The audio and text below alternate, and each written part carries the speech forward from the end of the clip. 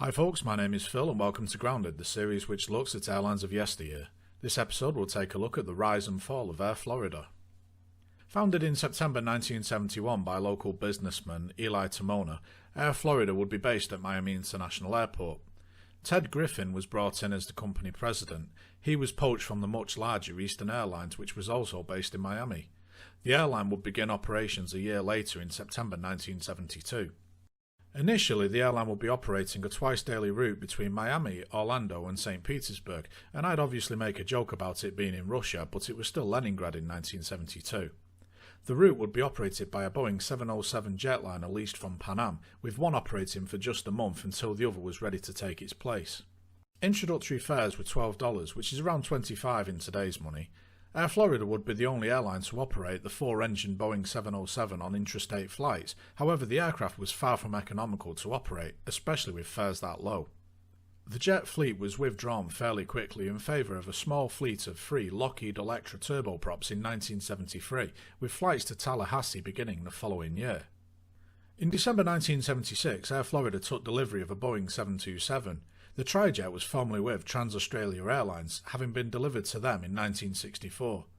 This aircraft was notable for colliding with a CP Air DC-8 on the runway in Sydney, though unlike Tenerife 6 years later, the 727 was able to remain airborne and land safely despite sustaining heavy damage. The reintroduction of jet aircraft would see the introduction of a new livery for Air Florida. The colour scheme was silver, blue and orange with a little bit of white thrown into the mix. The airline finally had a logo too, which featured prominently on the tail. It's a heavily stylised lowercase a and f, sort of making a winged A, though I've heard a rude variation on that. By early 1977, Air Florida was in trouble. It had lost $2 million that financial year, and reportedly the company chairman was debating whether to continue operating or just close the airline down. It was around this time that Ed Acker, the former CEO of the Texas-based Braniff International, saw potential in Air Florida. Acker had left Braniff in 1975 with the airline in trouble with the authorities.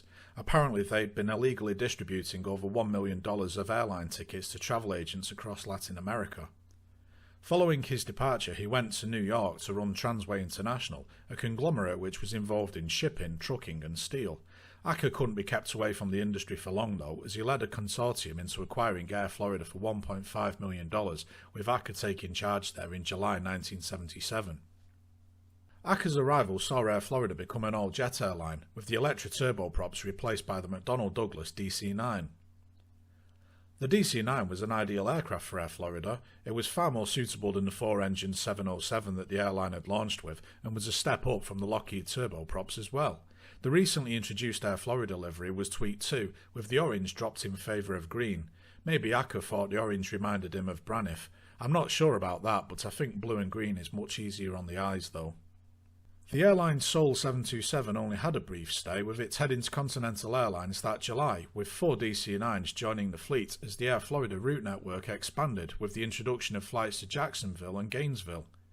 St. Petersburg was dropped in favour of Tampa around this time too, as the airline looked ahead to the impending passing of the Airline Deregulation Act the following year. The airline industry in the United States had been heavily regulated, with routes, scheduling and ticket prices being set by the Civil Aeronautics Board. The history of airline regulation in the US is a story for another day, but needless to say it was a huge mess. The CAB could and did take years to respond to requests for changes to routes and prices.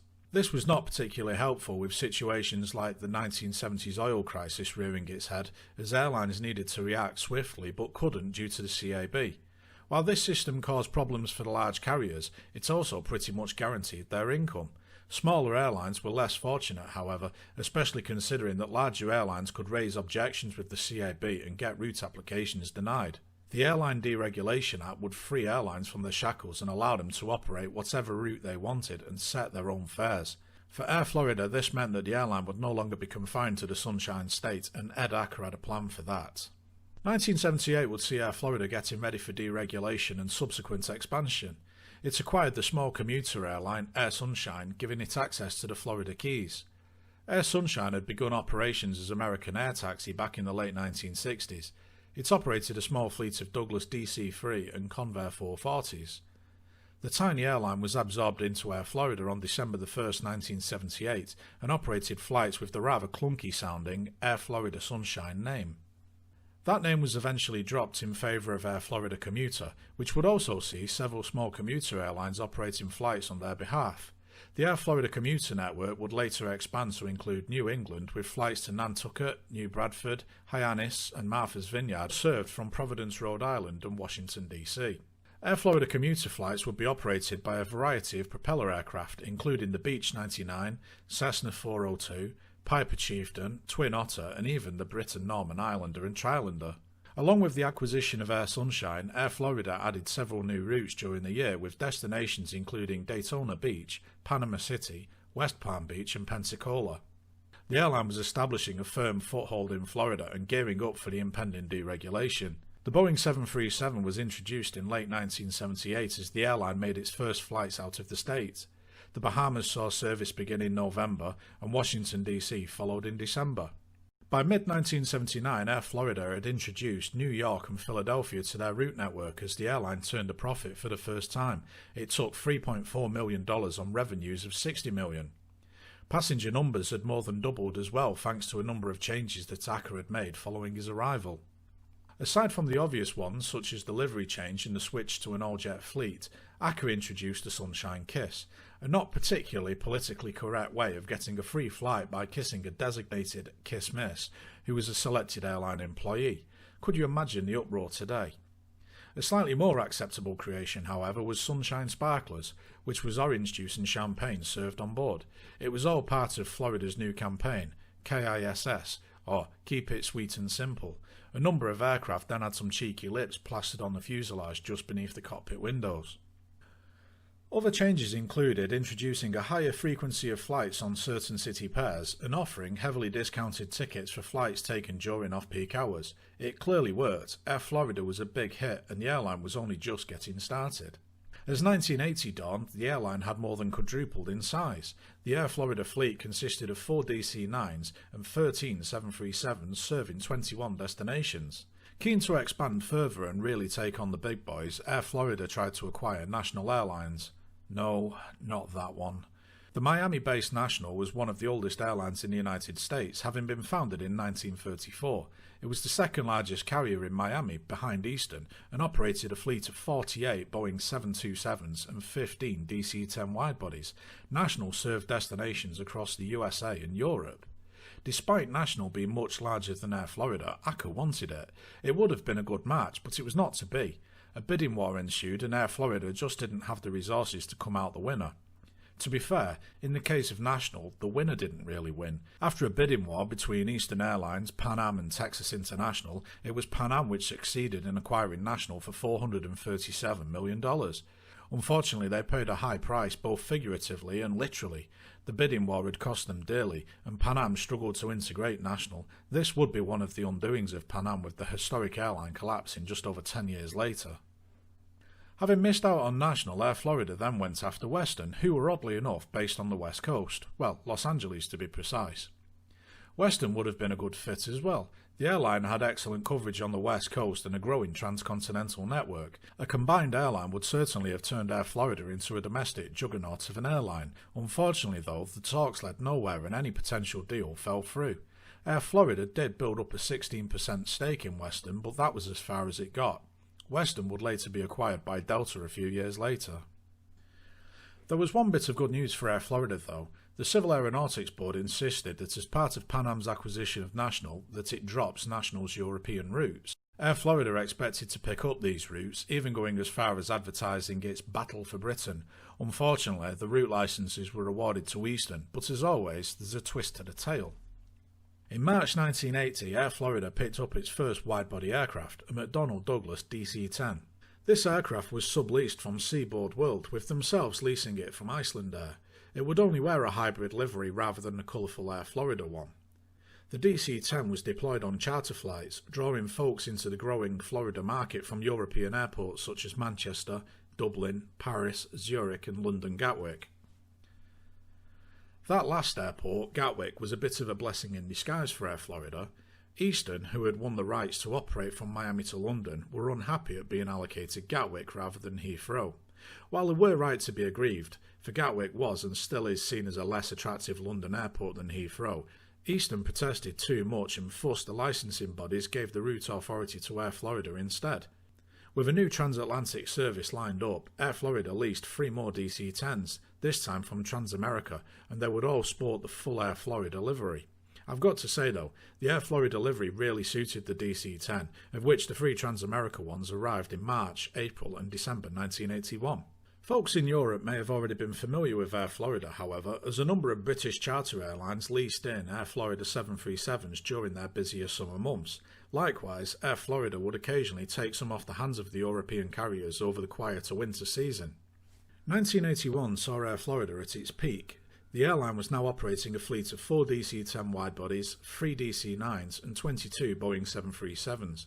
The airline would be one of the launch customers for the brand new Boeing 757 when Air Florida and Boeing announced a $20 million order for 3 aircraft with options for a further 3. These would be powered by Rolls-Royce engines and were scheduled for delivery in 1983. Pan Am, who had won the bidding war for National a couple of years earlier, was still struggling to integrate its acquisition. It was forced to reduce services on the New York to Florida market, which had been one of National's flagship routes. Air Florida jumped in head first, acquiring 5 Boeing 727s. These had been built for the financially struggling Braniff but had never been delivered, and they would soon be pressed into service alongside their growing fleet of 737s. In August 1981, Ed Acker, who had now been lauded as one of the darlings of deregulation, was in New York City to speak to a group of industry analysts from Wall Street. It had been planned for Acker to present an in-depth analysis of Air Florida's operations and finances, of how he had effectively turned the airline around from a near-bankrupt tiny regional carrier to a profitable international airline. Acker stood at the podium and informed the attendees that he would not be able to discuss Air Florida with them. He added that, "I talked to Cunard Lines and told them I was interested in a job as captain of the Titanic. They informed me that I was too late. Not having that challenge available, I decided to try and find one comparable to that, and so I am accepting the chairmanship of a company called Pan American World Airways." After dropping that bombshell, Acker turned the podium over to a shocked Eli Timona and left. He would start at Pan Am just a few days later on September the 1st. Losing Acker was a big blow to Air Florida, but the fact he jumped ship to Pan Am was worse. One of his first actions at Team Clipper was to reverse a number of routes cut by his predecessor and go head-to-head against Air Florida. His departure had cost Air Florida in more ways than one. He had 450,000 shares, which he promptly sold upon leaving. After he'd finished dumping his shares, their price had plummeted from $17 each to around $6.50, knocking nearly $5 million from the value of the airline. Things were looking uncertain for the airline, however they weren't ready to give up. Air Florida had made a profit of $5.1 million during 1981, when the industry as a whole had lost $500 million. Air Florida pressed on with their plans, introducing services to Chicago, Boston, Bermuda and the Great Lakes towards the end of the year.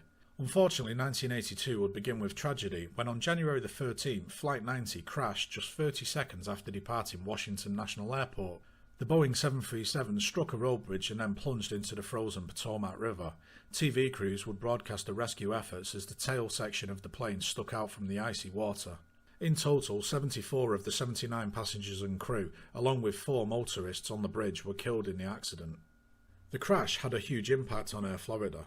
The immediate aftermath saw nearly 100,000 reservations cancelled, and the airline would be forever haunted by the image of the 737's tail section poking out of the river, with the airline's logo there for all to see. Air Florida was already in trouble though. It had found itself heavily in debt due to Acker's expansion, and by the end of the first quarter of 1982, the airline had made a $14 million loss. Things were going to get worse for the airline. Eli Timona suffered a stroke and in May stepped down, with Donald Lloyd Jones taking over as president and CEO. Lloyd Jones had been an executive with American Airlines since the early 1970s, and upon taking his position at Air Florida, publicly stated that he left American because he saw a better opportunity at Air Florida, a statement that he in no way would regret within weeks. Air Florida was facing increased competition domestically. Pan Am, under the leadership of Ed Acker, was going for the throat. Eastern was still the number one carrier in Miami, and now Delta were muscling in too. They were using wide-bodied aircraft in an attempt to keep their costs down and start a fare war, which Air Florida couldn't afford. It didn't help that deregulation had allowed new airlines to form and enter the fray too, but Air Florida wasn't ready to go down without a fight. Seeing little opportunity domestically, Air Florida launched several new international routes where there was little to no competition. The DC-10 fleet would now operate flights to Amsterdam, Stockholm, Oslo and Brussels. The airline was now serving destinations in Central America as well, with Guatemala, Belize, San Salvador and Costa Rica now on the Air Florida route network. Unfortunately, Air Florida continued to lose money, reporting a second quarter loss of $15 million, and despite hopes of turning a profit later in the year, it was clear something had to be done. Despite being the most profitable part of the Air Florida operation, the DC-10 fleet was reduced, with 3 of the wide-bodies returned to their lessors by the end of the year. Those 727s that Acker acquired just before his departure were phased out too, with the last 727 flight taking place that October. 2 of them left for Cayman Airways the following month, but the other 3 would remain on the books for a few more months, it being cheaper to have them parked rather than fly them. The airline also cancelled its order for 5 737s as it wouldn't be able to afford them, though rather optimistically their 757 order remained on the books for a little while longer. These cuts would see the Air Florida fleet have just 17 aircraft by the end of the year compared to 30 back in March. The workforce had been cut by over a third too.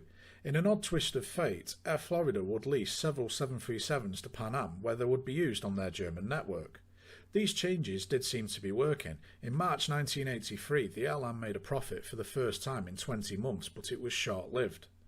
That May, Air Florida was forced to sell 4 of its Boeing 737s, raising $47 million, which was then used to pay debts, including $6 million to General Electric, $8.9 million to the IRS, and a staggering $32 million to the FAA. The airline's single remaining DC-10 was on the way out too. It would be replaced by another one hired from World Airways. This one wouldn't get to wear the Air Florida livery, however. Despite having just the one widebody, Air Florida increased services to Europe. Direct flights to Madrid continuing on to Zurich were added. Air Florida also entered a partnership with British Island Airways to operate connections to Amsterdam, Brussels, Dusseldorf and Frankfurt. These flights would operate from London Gatwick and meant that a service could continue to these destinations which would have otherwise been dropped due to a lack of aircraft. The single DC-10 would be supplemented by a DC-8 hired from Rich International. The old 4-engine jetliner wouldn't get to wear the Air Florida livery, but instead sport Air Florida titles on top of its standard Rich International livery. The DC-8 entered service in November 1983 with Air Florida teetering on the edge. By May 1984, Air Florida was now all but certainly doomed. The airline had lost $138 million since 1980, it had gone through several financial restructurings, and had even been held in default by banks twice. The Interfirst Bank of Dallas on 2 occasions had to seize assets from the airline. Donald Lloyd Jones resigned on May the 3rd. His replacement was a J.R.K. Tinkle, who had played a major role in the financial restructuring of Air Florida prior to taking over the reins.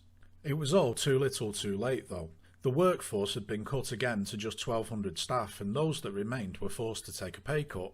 The FAA had placed liens on several of its aircraft in exchange for loans, and to top it off, both Delta and Eastern cancelled their interline agreements with the struggling airline.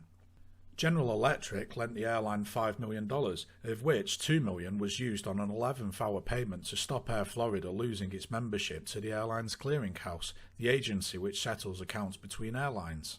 The writing was very much on the wall for Air Florida. The company was forced to inform the Securities and Exchange Commission that it may not be able to continue as a going concern unless it completed a rescue package by August. Unfortunately, Air Florida wouldn't make it to August. The airline filed for Chapter 11 bankruptcy protection and ceased operations on Tuesday the 3rd of July 1984. The airline's final flight was, rather fittingly, QH201, a DC-10 inbound from London Gatwick, arriving at Miami just after 4 p.m. The airline grounded its fleet and laid off its remaining 1,200 staff. Meanwhile, an Air Florida representative said the airline was looking at a plan to resume operations, including restarting the London route. Airline customer representatives were also hopeful that the airline may have resumed operations by the end of the week, but it wasn't to be. The airline had debts of $221 million, and nobody was going to touch that.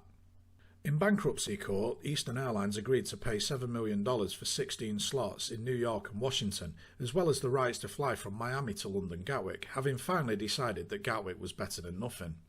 The Chicago-based Midway Airlines bought the majority of the remaining Air Florida assets for $53 million with the intention of restarting the Florida operation. After some careful consideration, it was decided not to keep the name, believing that the majority of Americans would only remember the image of the crashed airliner. The revived operation would instead be named Midway Express, operating a good mix of leisure and business travellers, and it was a profitable part of the airline until Midway themselves went bust in 1991. So, what went wrong? Ed Acker. That's where it went wrong. While he did turn the airline's fortunes around when he took over, his expansion drive is what saddled the airline with debt. The whole expansion program was based on undercutting the competition, and once Air Florida lost its fare advantage, it was going to struggle. Its 737s and DC-9s were smaller and less fuel efficient than the 727s, Airbus A300s and TriStars used by the competition.